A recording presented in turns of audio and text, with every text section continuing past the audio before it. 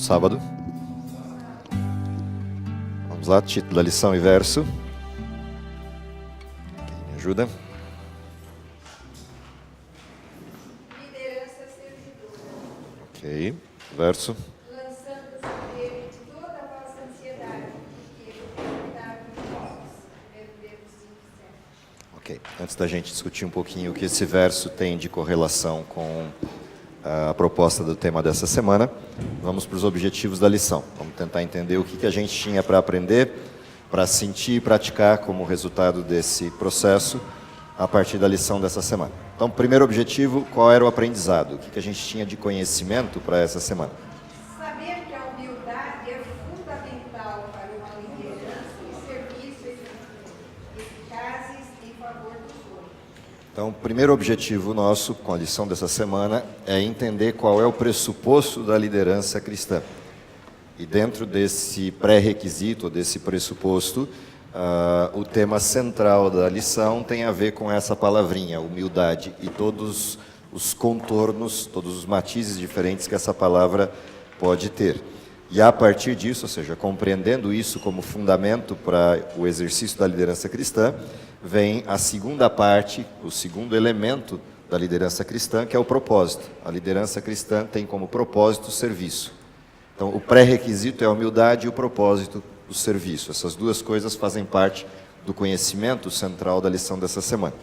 Qual é o sentimento que deveria resultar da gente entender, a partir dos exemplos e conselhos dessa semana, esse conceito de liderança e esses pré-requisitos dentro do modelo?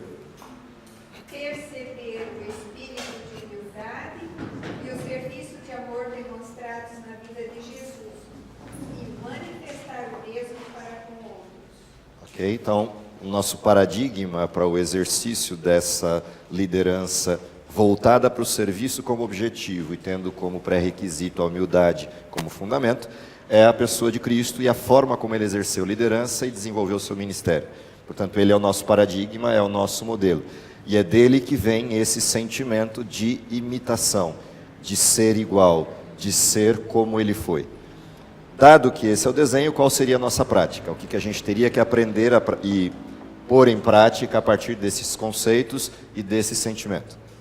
Humilhar-se sob a poderosa mão de Deus, para que Ele possa usá-lo efetivamente de acordo com a necessidade. Ok? Então, a nossa prática é buscar na fonte essa situação que a gente chama de humildade. Não há humildade no ser humano que não passe pelo reconhecimento da autoridade de Deus. Portanto, a busca a Deus é o primeiro elemento necessário para que a humildade ocorra. A segunda questão na carona disso passa a ser usar isso que a gente recebe de Deus, portanto, o exemplo, a humildade, o poder para a causa ou para a missão, usar isso efetivamente para outros de acordo com as necessidades desta missão. Esse é o desenho da lição dessa semana, é o que a gente deveria ter percorrido enquanto estudo. O texto central da semana está em 1 Pedro, capítulo 5, os versos de 1 a 10, que na realidade é quase que um manual de instruções para o desenho de liderança cristã. De forma resumida, de forma bem concentrada, aqui estão os elementos centrais para isso que seria a liderança da igreja. Antes da gente entrar no texto de 1 Pedro, ali pela lição de não sei se domingo ou segunda-feira, se você reparou, tem o contexto. A lição nos remete de volta ao tempo anterior do cristianismo, ao início do cristianismo, que está lá em Atos, capítulos 5 e 6. Quando a gente olha o início do cristianismo, o que a gente percebe no início da estrutura cristã é que a bênção de ter presente o Espírito Santo empoderando a pregação do Evangelho para o início dele, fez com que o Evangelho se proliferasse de forma rápida, de forma quase avassaladora no mundo inteiro da época.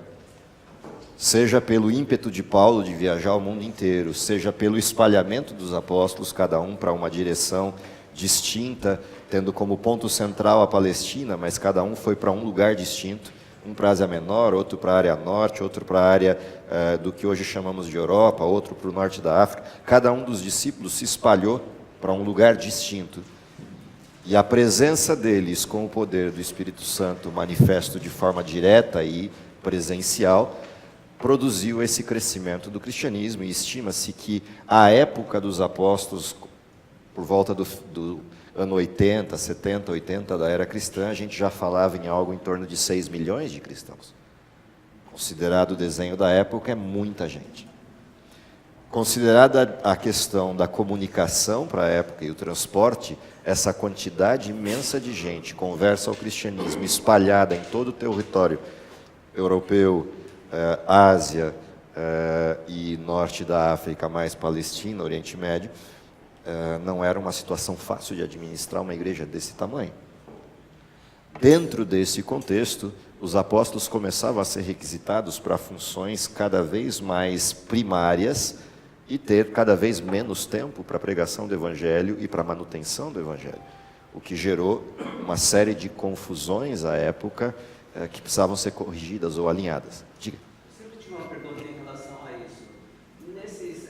Esses líderes se espalhando no mundo conhecido na época, eles tinham como objetivo, a primeira delas, eles tinham como objetivo os judeus espalharam? Não mais. Não mais. Não mais. Tá. Essa proporção, esses 6 milhões, proporcionalmente, você tem a ideia do que seria em porcentagem? Não dá para ter. Um Mas dá para imaginar que, se você está considerando o fato de que o Evangelho se espalha para a Europa, se espalha para a Ásia, mundo grego da Ásia Menor, e se espalha para o norte da África, a grande maioria dos conversos ao desenho não eram necessariamente judeus, ou talvez descendentes de terceira, quarta geração de judeus, mas que já não tinham judaísmo só na origem, mas não tinham mais na prática, porque o distanciamento do ponto central do judaísmo os levou a práticas gregas ou de outras estruturas. Então a visão que a gente tem de Paulo se engajando mais no evangelho ligado às outras nações, Aos gentios e às nações? Não especificamente Paulo, de repente tem registro de Paulo, mas não tem registro de muitos outros Sim. que fizeram o trabalho. Se você quer olhar essencialmente judeus, o ministério de Pedro. Este é o ministério para judeus. Todo o restante, não. Tanto é que o embate se dá entre Paulo e Pedro. É onde você vê o conflito acontecendo exatamente pela perspectiva de pregação. Paulo está voltado para o mundo gentílico e Pedro voltado para o mundo judeu, para o mundo hebreu. Então, de certa forma, pela fama da pessoa de Jesus Cristo, de tudo que aconteceu no seu ministério, esse era o tema que abria portas para outras nações a fim de ouvir a mensagem? Eu acredito que não. Eu acredito que o que abre a porta para as outras nações é o início do Pentecostes. Se você lembrar que 3.000 pessoas se batizaram no Pentecostes e de todas as nações do mundo, e elas estão listadas em Atos 2, partos, medos, elamitas, etc. Você tem uma lista em Atos 2 de nações que estavam presentes na festa do Pentecostes. Esse pessoal ficou lá 1 semana, 2 semanas em Jerusalém e retorna para as suas cidades de origem, batizados no cristianismo com uma história. Isso espalha a estrutura da notícia. Quando os apóstolos vão chegando a esses lugares, eles já encontram pontos de pregação ou pontos de pessoas que creem no evangelho cristão. E, portanto, eles se baseiam nessas estruturas onde há pessoas que já conhecem o evangelho e dali iniciam a prospecção. Eles não vão do zero batendo a porta da cidade, olha, vim entrar aqui para pregar o cristianismo. Eles já têm pontos espalhados. Isso estava no projeto de Deus lá no Pentecostes. Não foi à toa que a manifestação do Espírito Santo para startar o processo do Evangelho acontece quando todas as nações estão reunidas em Jerusalém. E aí um sujeito prega em hebraico, entre aspas o hebraico, porque a gente não sabe se ele pregou em hebraico ou grego koiné, mas assume-se que pregou em hebraico, que era Pedro, e todos os demais traduzindo para as diversas nações concentradas em Jerusalém. E por último, desculpa, por acaso a religiosidade dos judeus era algo atraente a outros povos? Não dá para saber. Eu não acredito muito nisso. Até por conta do distanciamento que o judaísmo teve da centralidade do evangelho. O judaísmo era autoritário, era sectarista, era de certa maneira legalista em todas as suas práticas. Isso não é aderente ao desenho de nações pagãs. Não me parece ser esse o modelo. Quando a gente olha a forma como o cristianismo se expandiu, aí a gente teria que fazer um estudo de Atos 1, 2 e 3 principalmente, para olhar o desenho. você vai ver que tem algumas referências interessantes ali. Uma delas é, eles vendendo tudo que tinham tudo em comum. Quando você olha o que era esse tudo em comum, está na referência de Atos 6. O que chegava para a estrutura da igreja, que eram os apóstolos, em termos de doações, de entrega, de alimentos, de materiais, de dinheiro, é de tal ordem, para ajudar os pobres das diversas circunstâncias que cercavam Jerusalém, era de tal grandeza que eles não davam conta de administrar isso. Tanto é que Atos 6 vai nos trazer a referência de, olha, não dá mais para a gente ficar separando pão, separando comida. Ou seja, não dá para a gente agir como Adra mais. Alguém precisa ser eleito, para usar termos contextuais de hoje, alguém precisa cuidar da assistência social, cuidar do desenvolvimento, para a gente poder cuidar do Evangelho. E aí, que se elejam voluntários de boa índole, de boa prática, de boa fé, para cuidarem disso e administrarem a igreja. E nós vamos cuidar do Evangelho, que é aquilo para o qual fomos chamados. O desenho é esse. Isso era atrativo ao mundo de então. A ideia de você se aproximar às pessoas para suprir suas necessidades, sejam elas materiais, espirituais, emocionais, essa ideia era aderente aos povos de época. Lembrando que a gente está vivendo em povos de império, modelos de autoridade vertical, sectários. Portanto, a expansão do Evangelho, principalmente nas classes mais humildes da época, e em pessoas que viviam no topo da cadeia autoritária da época, mas que tinham um coração voltado para ajudar as pessoas, isso era aderente ao Evangelho.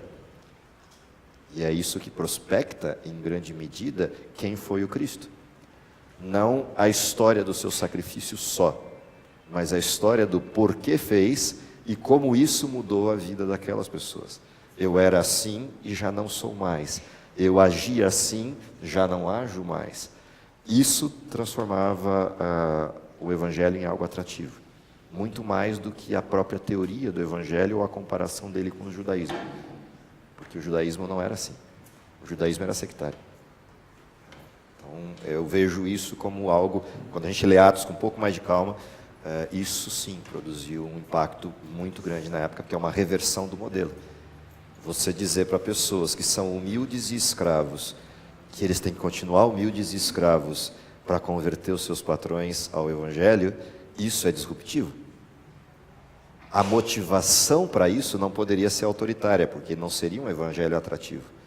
Mas quando ele faz isso porque alguém morreu por ele sem pedir nada em troca, e só está pedindo que ele faça um pouquinho de sacrifício pessoal, que é amar aquele que nem conhece o Cristo, isso era aderente, isso era atrativo, porque dava um sentido à vida.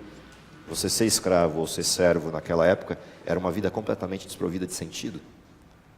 Agora, se você for escravo ou servo com um sentido para a vida, aquilo é só circunstância. Isso muda tudo para aquele momento. Porque não havia qualquer esperança deles mudarem a condição.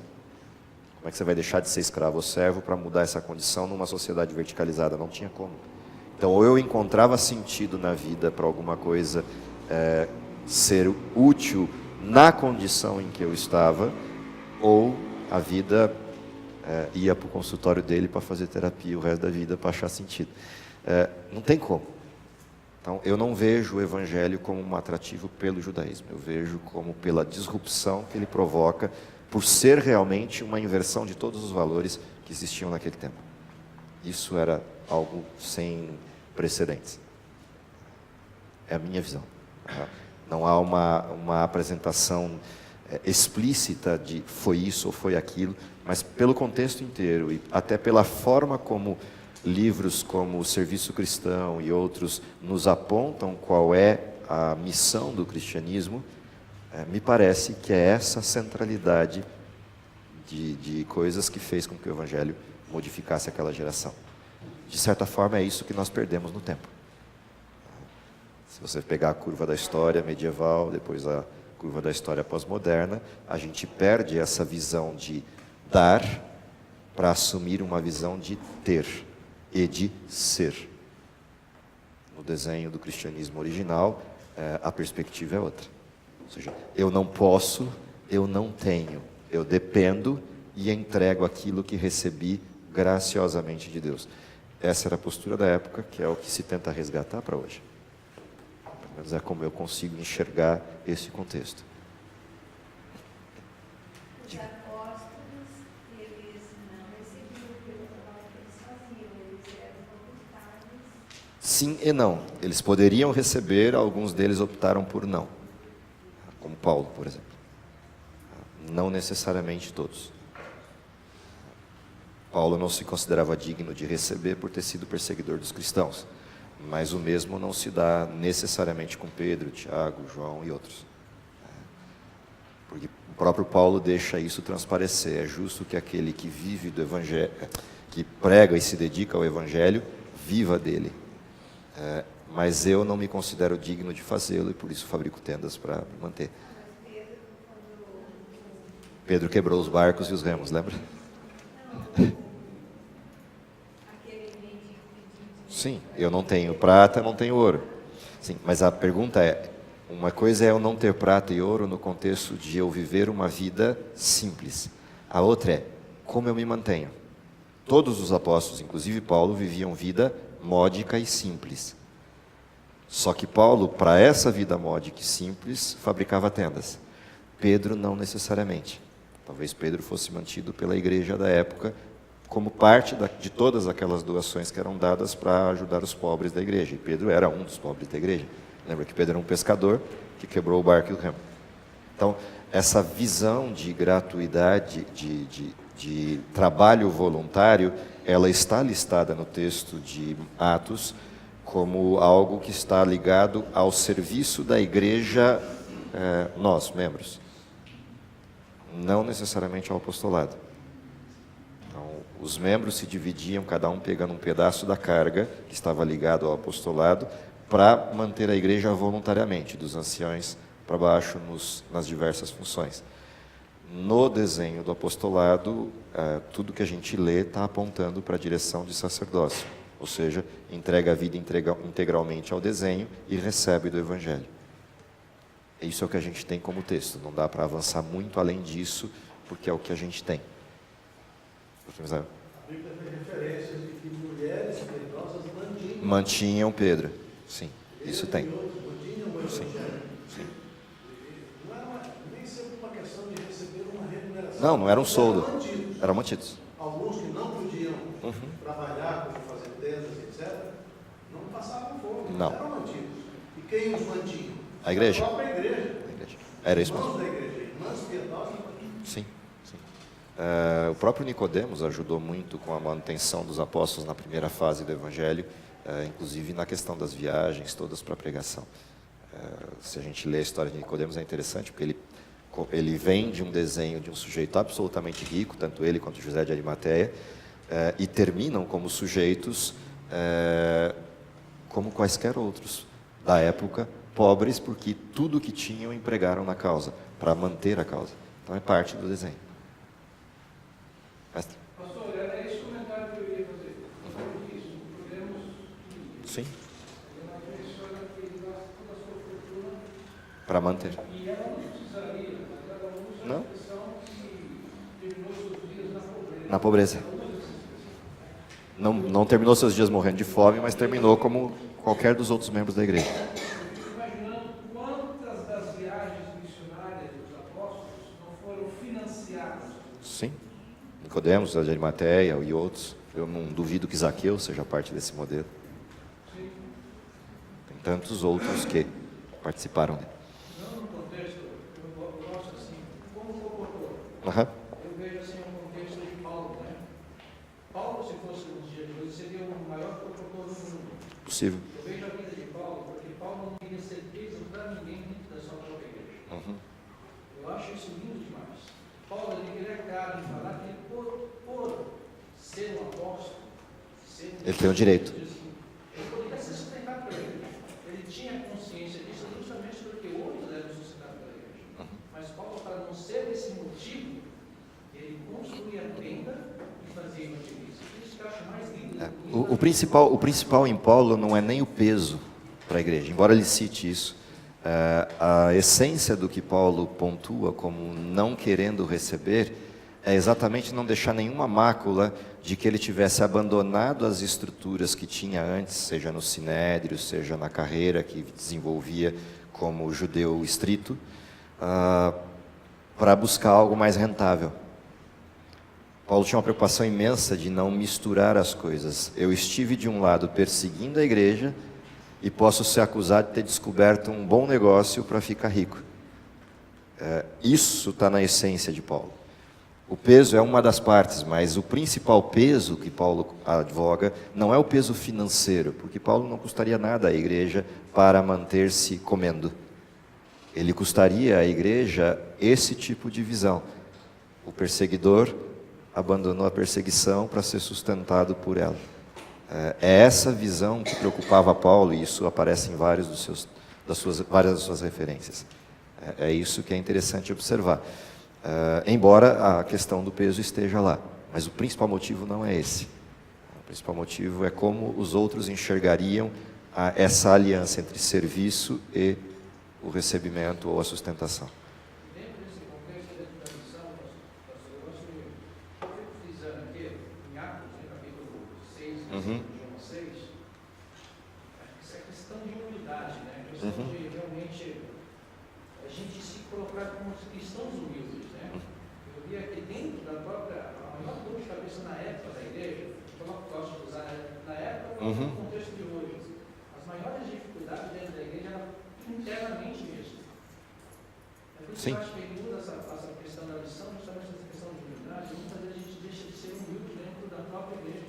As maiores lutas, a gente gasta muito mais tempo, você vê um livro há um tempo atrás, e muitas vezes a gente gasta muito mais tempo internamente do que externamente. Se fosse para pregar a mensagem, talvez já tivesse estendido mais um pouco ainda. Eu vou pegar exatamente o que você pontuou para entender por que a gente gasta muito tempo internamente. Quanto mais tempo você gastar fora da missão, ou seja, não trabalhando na missão, mais tempo o seu cérebro tem para inventar coisas. Na multiplicidade da criatividade humana.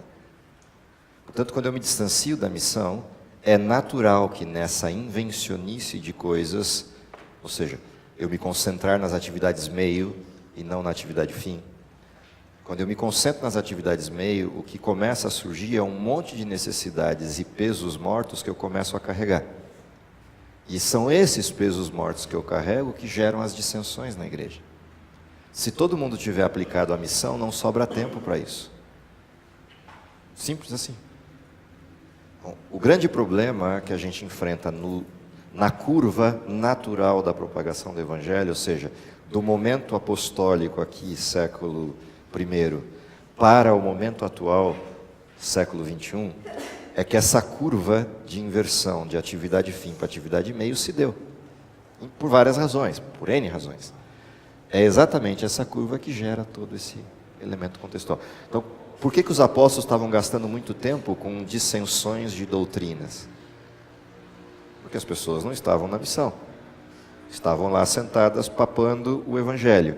E aí pessoas percebiam que papar o Evangelho era uma coisa interessante e se alinhavam como ministros, falsos líderes, no entremeio disso, porque tinham seguidores.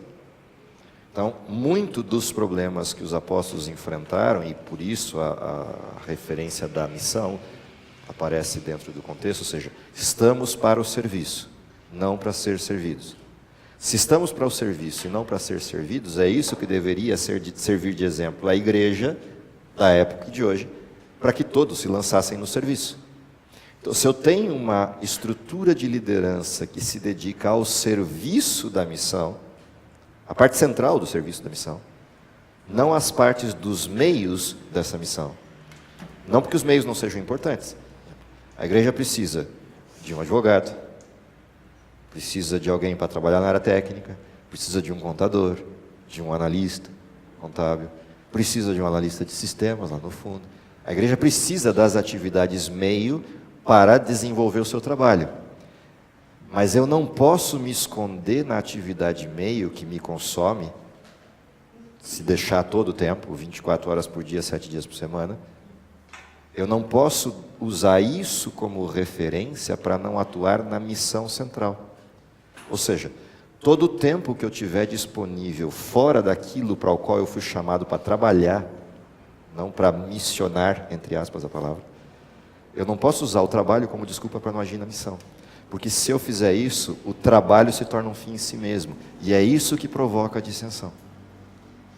Ou seja, é quando eu saio do trabalho, ou seja, quando eu desgrudo dos números da contabilidade, quando eu desligo dos processos, os montes de textos que eu tenho que ler, e que o Dr. Misael passou a vida lendo, é quando eu me desligo disso, fecho a porta do escritório, e agora, bom, agora acabou a parte meio, chegou a parte fim. Qual é a minha missão?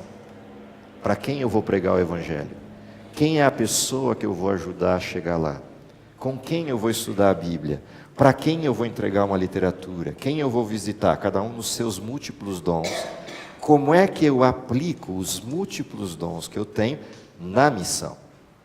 Depois que eu executei o trabalho meio da igreja. São duas coisas distintas. Se a gente perde essa perspectiva, o conceito da palavra humildade se altera. O conceito da palavra serviço mais ainda. O trabalho que o Dr. Misael fez a vida inteira, que eu e o Kizion ainda fazemos, que o André está começando lá atrás, esse trabalho que a gente faz é trabalho. Por mais que ele seja para a igreja, ele não é nada mais do que trabalho. Tem um fim interessante, ele é para a igreja. Tem um propósito interessante, a manutenção da igreja nos seus trilhos, ou a proteção da igreja, que é o que está mais perto do que o Dr. Misael ele fez e eu continuo fazendo. Mas isso é meio. Fechou a porta, qual é a missão? Mesmo durante o trabalho, qual é a missão? A missão sempre foi uma só: servir pessoas, não a igreja. A igreja não existe, a igreja é um prédio, é uma estrutura, é uma organização. As pessoas é a questão. É isso que está no centro. Salvar pessoas é o centro da missão. Então, eu só consigo manter o foco se eu fizer isso. Eu tenho que fechar a porta e lembrar que eu fechei a porta do escritório, mas não fechei a porta da missão. A missão prossegue. Ela ultrapassa o escritório. Então, é essa questão que é interessante de observar nesse texto. Eu vou rapidamente passar o texto de 1 Pedro 5. A gente já varreu vários dos temas nas perguntas todas que surgiram, o que é interessante. Eu só vou centralizar isso no texto para algumas coisas que o texto tem e que são importantes da gente amarrar, costurar as diversas perguntas e observações que tivemos no texto. É legal de fazer isso para a gente amarrar com o tema central da lição. O texto começa assim: aos presbíteros, algumas versões vão trazer aos anciãos, a mesma coisa. Aos presbíteros que estão entre vós, admoesto, ou advirto, que sou também presbítero, ou seja, antes de apóstolo eu sou também ancião, com eles, e testemunha das aflições de Cristo e participante da glória que se há de revelar. Lembra que eu falei que antes de tudo, antes da gente começar o desenho da lição, tem um pré-requisito para a liderança. O pré-requisito está aqui, nessas duas frases.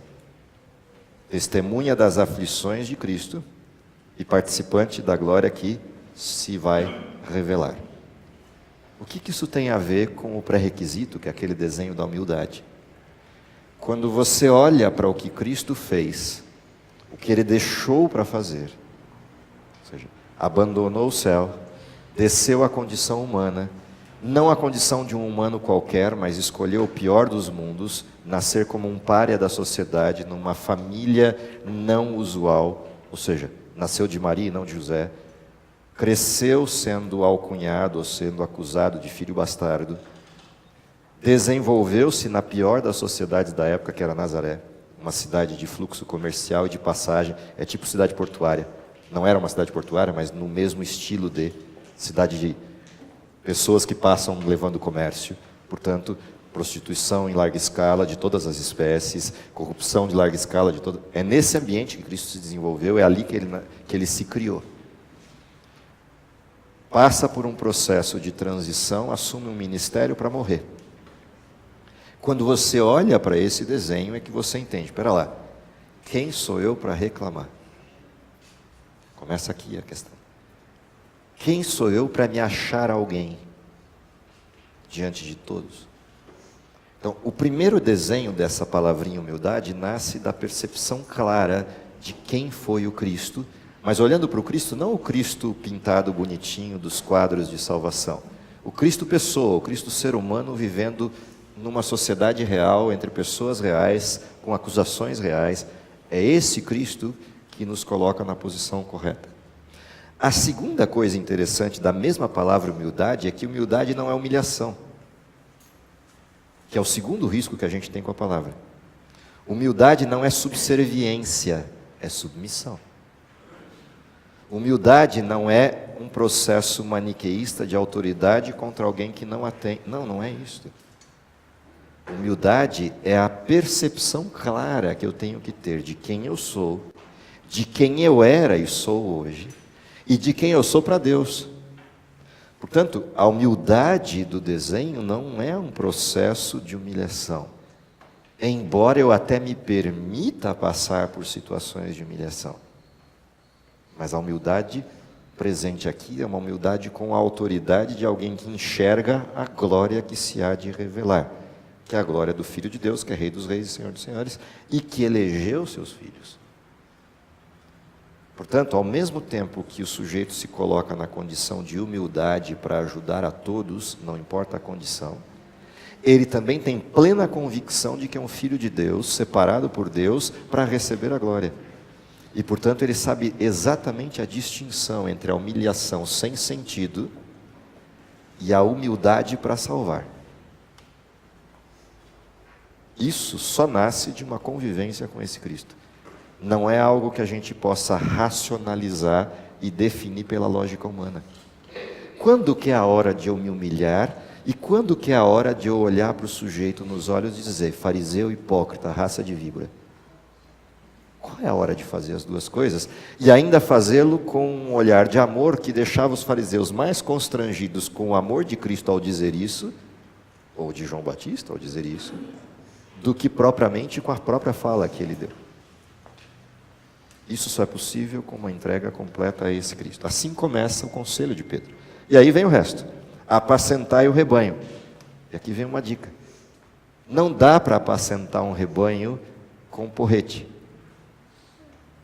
Rebanho não funciona assim. Dá para apacentar leões com porrete. Dá para apacentar outros tipos de animais selvagens. Mas rebanho você apacenta com voz mansa e suave que segue o pastor. Portanto, tem algo atrás da frase, e é por isso que é importante olhar as frases com um pouquinho mais de profundidade do que aquela leitura basal. Quando a comparação é dada a apacentar o rebanho, Pedro está resgatando uma frase que foi dita a ele: você me ama? Então faz o quê? Apacenta minhas ovelhas. Tem certeza que me ama? Segunda vez. Terceira vez. E nas 3 vezes a mesma frase: apacenta minhas ovelhas. Não desce o chicote nas costas delas. Apacenta as ovelhas, ou seja, leva as ovelhas para o lugar onde tem grama baixa e gostosa, água cristalina e longe dos perigos dos lobos que cercam as ovelhas. E se tiver um lobo, ou um leão, ou um urso, se coloque entre eles e as ovelhas, e as defenda. Isso é apacentar as ovelhas. Portanto, quando Pedro coloca a questão do papel da liderança da igreja em todos os seus níveis, em todos os seus sentidos, o desenho é esse. É papel da liderança da igreja encontrar a grama mais verde e bonitinha e encontrar a água cristalina e se colocar entre os perigos. E a igreja. Aqui começa o porquê que foram buscar como título da lição o desenho lá do monge e o executivo, liderança servidora. Copy-paste, né? Pegaram do livro e trouxeram para cá o título. Na realidade, eu não gosto muito do termo liderança servidora. Eu gosto da aplicação que o texto bíblico faz e que a mensagem inspirada faz. Liderança e serviço. Alguns tentam dizer que é a mesma coisa. Não é. Leia o monge executivo, você vai perceber que não é exatamente a mesma coisa. Mas, independente da semântica, a ideia é essa postura de serviço. E aí o texto segue dizendo assim: apacentai o rebanho de Deus que está entre vós, tendo cuidado dele, não por força, mas voluntariamente, nem por torpe ganância, mas de ânimo prestimoso, de ânimo pronto. E aí vem o fundamento do desenho, que é algo que o Dr. Misael resgatou, que é, ao ofertar o serviço, eu não espero nada em troca, mas eu tenho a certeza de que eu terei a manutenção do pão de cada dia. Esse é o desenho da liderança servidora, da liderança de serviço. Nem como tendo domínio sobre a herança de Deus, mas servindo de exemplo ao rebanho. Aqui tem 2 paradigmas.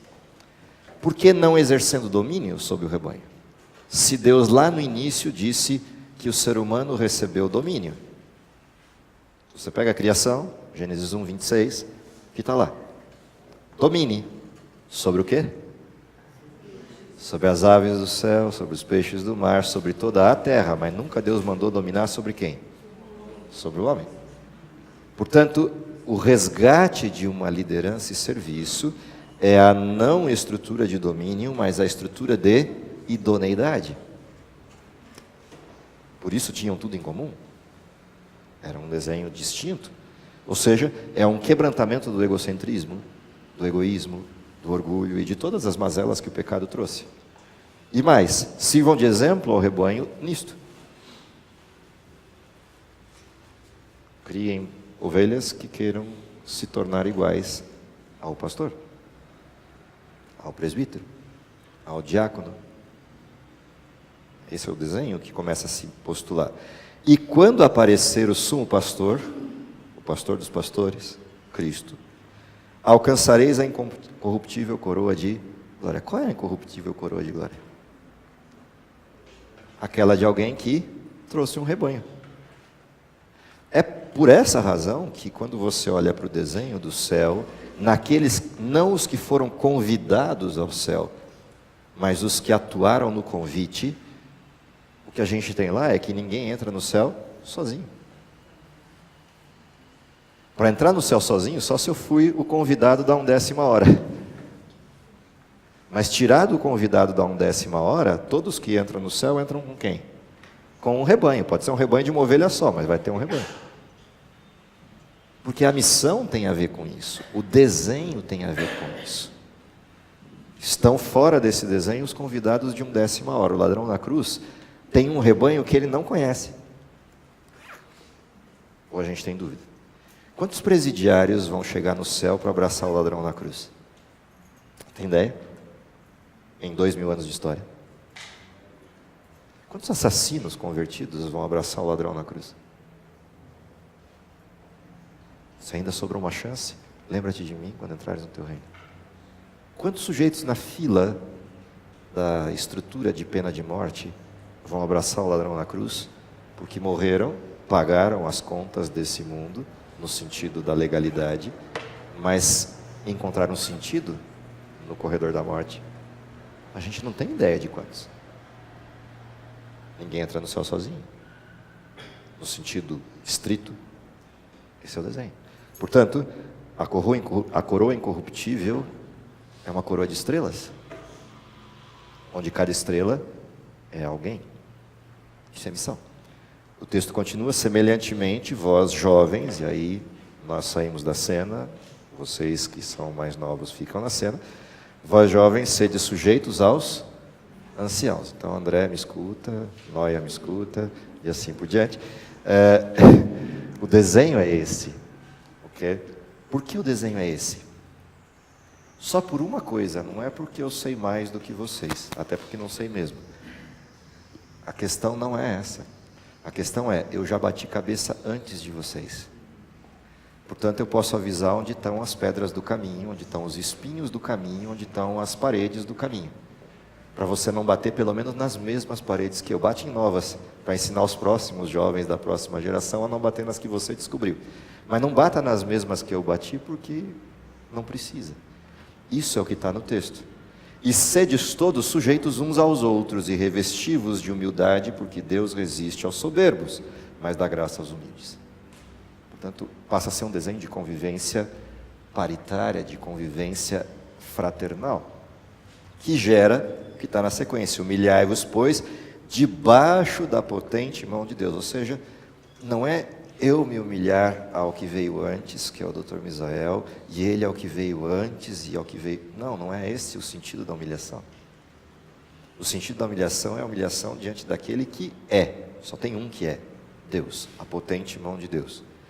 Por causa disso é que eu reconheço que eu não sou mais do que o André, que não é mais do que eu. Não sou mais do que o Dr. Misael, que não é mais do que eu. E assim por diante. Porque todos nós nos humilhamos diante da potente mão de Deus e somos, portanto, todos iguais. Todos pecaram e destituídos estão da glória de Deus. O Dr. Misael é o irmão mais velho, que bateu cabeça em alguns lugares e vai dizer, aqui não vai, aqui não vai, aqui não vai, porque eu já bati, não precisa bater de novo. A não ser que você seja estúpido e queira bater de novo nos mesmos lugares que eu já bati. Idem eu passo a eles, e eles passarão aos próximos, e assim vai. O texto segue e diz, lançando sobre ele toda a vossa ansiedade. Qual é o problema da liderança? Em qualquer dos níveis. É que você sempre vai estar enxergando algo que ninguém enxergou. Ou na maior parte das vezes. Porque faz parte do desenho da liderança a informação. Se você tem mais informação, você enxerga coisas que os outros não viram. E é duro dizer para alguém que ainda não viu o que você está vendo e que não aconteceu e vai acontecer. Como é que você explica e faz alguém convencido de que o que você está vendo é verdadeiro e que vai estourar? Mas o sujeito só está vendo o pedaço, e como ele só está vendo o pedaço, ele não vê o que vai estourar. É disso que esse texto está falando. Essa ansiedade é natural de qualquer um, em qualquer nível. O zelador para os seus alunos estagiários lá, que estão ajudando o zelador da escola. O monitor para... Não importa, vai subindo o nível, não importa quanto você suba, ele sempre vai estar enxergando algo a mais do que quem está aqui na sequência. E é esse enxergar que gera essa ansiedade. A expectativa de que algo seja feito de um jeito e está sendo feito de outro. De que algo vá para uma direção e está indo para outra. O que diz o texto? Lançando sobre ele toda a vossa ansiedade, porque ele tem cuidado de vós. No fim das contas, a missão é dele. No que está na tua mão, você tem que fazer. No que está na sua competência de avisar, você avisa. Mas no fim das contas, está todo mundo preso a uma mesma regra, chamada livre-arbítrio. Portanto, termina o dia, bota a ansiedade na mão dele para o travesseiro ser fofinho. Dorme, porque amanhã tem mais. E pior. Não será melhor. Será pior. E pior. E pior, até que o mundo se convença de que pecado é pecado mesmo e Deus encerre aquilo que a história da salvação programou. E os últimos versos terminam: sede, portanto, sóbrios, que é óbvio, vigiai, porque o diabo, vosso adversário, anda em derredor, bramando como um leão, buscando a quem possa tragar. Ou seja, tem um inimigo à espreita de plantão o tempo todo. Por isso a sobriedade é necessária. Essa sobriedade está ligada a 3 questões. Uma delas primária à palavra, que é não beber. Ou seja, estejam sóbrios, não bêbados. A segunda é a sobriedade intelectual, ou seja, põe para dentro aquilo que é útil para poder o cérebro funcionar direito com informações úteis. E a terceira é espiritual, ou seja, não sejam sujeitos que vão a qualquer vento de doutrina ou qualquer desenho para lá e para cá. Mantenham-se na centralidade do Evangelho, mantenham-se no desenho do culto racional, do desenho do sacrifício vivo, ofertado a Deus como agradável e perfeito. Ou seja, a sobriedade abrange esses 3 aspectos. Porque é só com esta condição de sobriedade que eu posso perceber as artimanhas, as armadilhas montadas por Satanás. Que me leva agora ao último texto, ao qual resisti firmes na fé, sabendo que as mesmas aflições se cumprem entre todos os irmãos no mundo inteiro. Ou seja, para com esse negócio de ficar, eu estou sofrendo, eu sou uma mazela, eu vivo. Não, todo mundo tem a sua mazela, todo mundo tem seu calo, todo mundo tem seu espinho na carne. Não importa em que lugar do mundo você esteja, todo mundo sofre com alguma coisa. São diferentes os sofrimentos, mas eles são iguais. São diferentes porque as causas e os contextos podem ser distintos, mas eles são iguais porque pegam no calo do mesmo jeito. O que para alguém pode ser muito simples de enfrentar, para o outro pode ser uma montanha intransponível como o Himalaia. Mas todo mundo tem o seu drama. Portanto, o verso termina com o verso 10, dizendo: e o Deus de toda graça, que em Cristo Jesus vos chamou à sua eterna glória, depois de haver despadecido um pouco, Ele mesmo vos aperfeiçoará e confirmará, fortificará e fortalecerá. Portanto, exercer qualquer desenho de liderança, não importa o nível, todos exercerão. Exercer qualquer nível de liderança, para ser efetivo e fazer sentido, de alguma maneira a gente tem que revisitar esses textos pragmáticos, simples de Pedro, porque Pedro era simples, mas que na simplicidade resgatou elementos de uma profundidade extrema, que se a gente juntar com Paulo, viram conceitos tremendos, para exercer esse tipo de atuação na missão de Deus, até que Ele venha. E a gente possa chegar a Ele e falar: está aqui o meu rebanho. Que seja de uma ovelha só, que sejam de ovelhas que eu nunca conheci, como o ladrão na cruz, mas que elas estejam lá.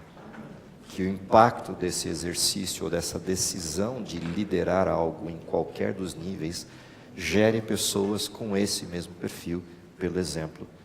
É o que eu espero para vocês, é o que eu espero para mim, até que esse mesmo Cristo nos retorne com essa graça e com essa coroa de glória incorruptível, que é a salvação. Vamos orar?